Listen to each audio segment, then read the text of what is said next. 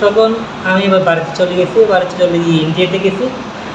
ইন্ডিয়াতে 2 বার গেছি, তখন ওখানে শিডিউল পাই নাই। ওখানে বলছে যে স্যারের কথা সেম, মানে ইয়া করতে হবে, সার্জারি করতে হবে। তখন আর করাতে পারি নাই, টাকা পয়সার ব্যবস্থা হয় নাই। আর টাইমের সাথে আমার টাকা পয়সাতে কোনো শিডিউল মিলে নেই। এখন 2024 সালের 4 রমজান, যখন আমার অবস্থাটা, মানে আমার শ্বাস নিঃশ্বাস আটকে যাচ্ছে, হাঁটতে পারতেছি না, চলাফেরা কত কষ্ট হয়, তখন আমি স্যারের কাছে আবার আসি।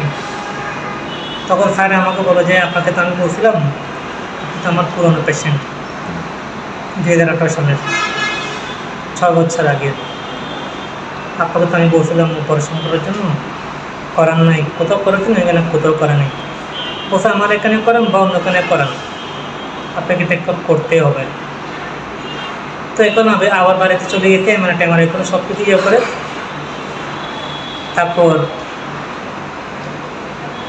ওখান থেকে ডিসিশন নিয়ে টাকা পয়সা ম্যানেজ করে স্যারের কাছে এসে করছি আর কি। এখন কি আপনি সন্তুষ্ট? সন্তুষ্ট বলতে আল্লাহ পাক যদি আমাকে যে সুস্থ রাখে, অবশ্যই সন্তুষ্ট। আর আল্লাহ পাকের ইসিলায় যে আমি এতটুকু আসছি, শুক্রিয়া এটা আল্লাহর কাছে। যেহেতু আমাকে সালম স্যারে অনেক সাপোর্ট দিয়েছে, মনোবল দিতে বলছে।